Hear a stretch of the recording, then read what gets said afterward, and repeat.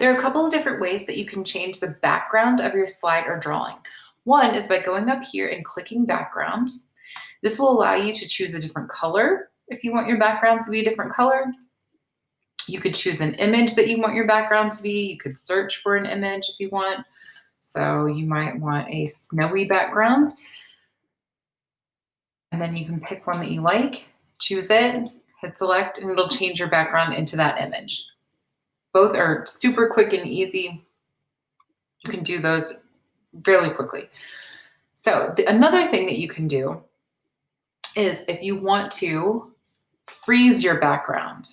Okay, so this, I've already created a life cycle of a frog background. This is an activity that I want my students to do.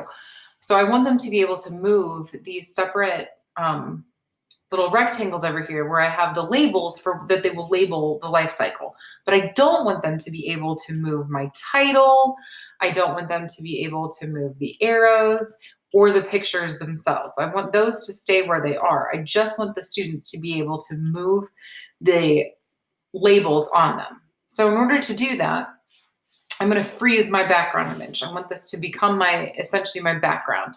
So what I'm going to do is I'm going to download this slide. First, I'm going to get rid of this one because I don't need that one. I'm going to go ahead and go up here to File, click Download As, make that a PNG. That's going to download right down here to my bottom of my toolbar. So what I'm going to do now is I'm going to start a new one. I can duplicate this slide, make it a new one. Or you can just hit that it's a new slide. And from here, I'm going to delete these two boxes and I'm going to go to background. And what I want to do is make it an image, but instead of searching this time, I want to upload my image.